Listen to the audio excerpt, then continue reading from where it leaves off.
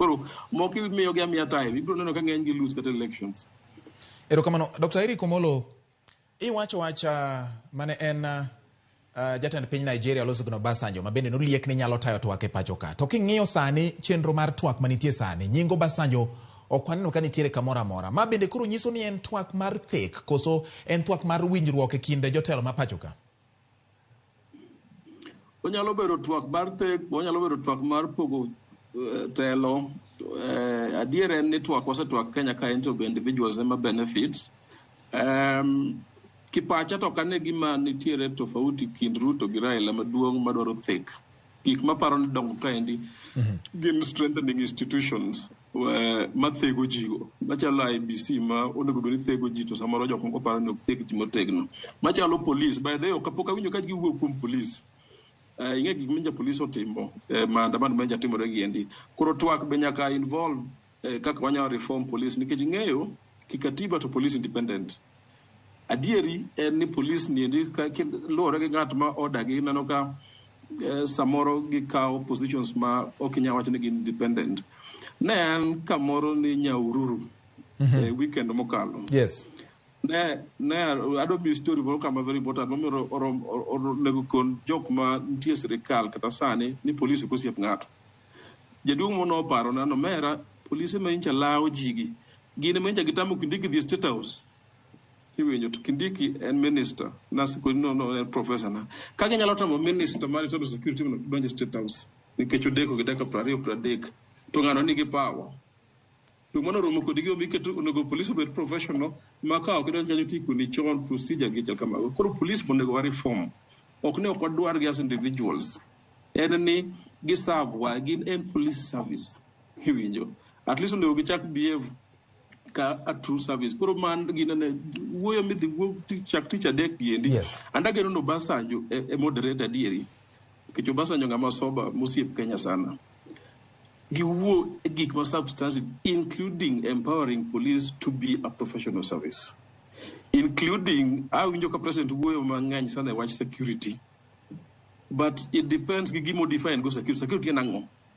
Security en maka ji afasa athletic keto gi genindo dala deke girende jela ka kutero gi court kanya kitemo ne babu gini ja security and due process inyalo samona ka kupona kosa inyalo samona ne rik ne winjo ni kwalo kamoro winjo timi ya process tabe ya lawyer gi jel kamalo koro reforms goni go bedi ni koro wabedo civilized ng'eyo adapana se wacho studio kai yan poka onge piny masedhi maseneno ko o industrialized madhano omeu motegno ma police kawo sides ga onge kata South Africa piny kai non ka police kantie maandamano to gine me konjo ji andamana a professional way kamoro me dhi ma police the first thing mageti men mako ji piny no kendelea an ma achiel kuom gimo miyo Kenya ni chien ka endi kata basic things machalo traffic go kinyi koro aningene pod ancho gin pok winjo ka wuoyo wach negotiations nikech aneno ka pod giwuoyo ka nyithindo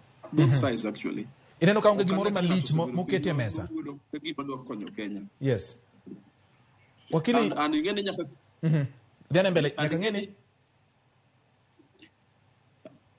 wachana kendo iwacho ni nyaka ngeni ang'o ni wacho ni nyaka ngeni nyaki ng'eni koro Kenya ka koro chopo kama wan gi critical class of people sana ma iseno kalo society die court mang'eny professional bodies ma koro wecha ko bedo maluor ke ng'eni chon wasebedo kwa luoro josiasa gi wawe gi thuolo but koro wachopo kama ko okay wadwa buonya karang'o do nyakoro define gik mowuoyo nikech ng'eni George karibu dakika 20 mowuoyo go dikane gima ma wacho gin gik mane Kofi Annan define Kenya ka. Yes. 2008, 2009. Gik miluongo na agenda 4. To gigo ema institutions wagi elections wa kethore higa ka higa. Kuru kumigne di mwadhi rito political leaders marwagi. Mondo beda page mondo wuok kuma agenda 4. Achiel kuom giga agenda 4 by the way en ka wach lo. Miwinjo ka sani nitiere weche ming'ado yien gendi ineno gik mag define ni ng'ado yien forest giga chal kamago. Tige kaka squatters ni Kenya ka.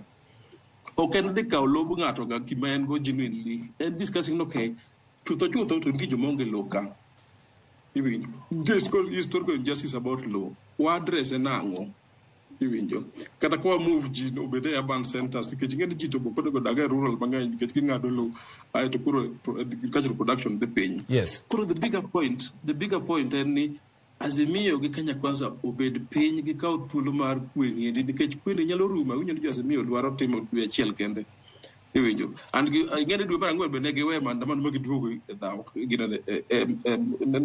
magidhi bipartisan talks mo collapse magichak giduogo. Yes. Kage wacho ni ginyalo duogo bang' dwe achiel dwe ariyo maandamano ginyalo dieri iwinjo but the bigger point en ni aparo ni nikech thuolo nitie ka ndio Obasanjo biro Mama Suluhu Hassan biro ka Tanzania gi team gite aparo ni mature leadership en ni koro president Kimis Odinga nikech gide mag control jogi endi koro pinyo define wuoyo ni endi in terms of agenda 4 mane Kofi Annan oweyo kande mondo wa address gi forever wanya chako mos wanya chako gi institutional reforms IBC police gi chal kamago ja koro wa address gi te nikech surely okinyate mo bangi ni abich gi abich podi maandamano alafu bang maandamano uwoyo ukaw piecemeal reforms machalo IPPG manotim 1997 jane ani gi malite gini ni chakre 2007 jo manotelo mane uwoyo ng'eny gi osewetelo Kibaki no thagore gi to kudo wuoyo ato wuoyo last minute no wetelo peacefully mineno kuma chiko Uhuru be no thagore ka kudo wuoyo ato fwenyo ni telo gundo gaji ebe inji neno gik menja tibro ne mono wuoyo finally at least ne wabedo gi gima giluongo ni handshake chande koro Ruto gi Jakom bibiro wetelo. Okay. That's just a fact. Ruto bro wewe kikatiba aya though they were bagi na beach kata ni apara iwinjo Jakom be pod nyalo chung kejano kan mouthpiece mar Azimio ging'eyo ka gibro decide kaka gichung to ka Jakom mochung kendo onyalo yombo kata onya yombo to koyombo to mare bibiro ru.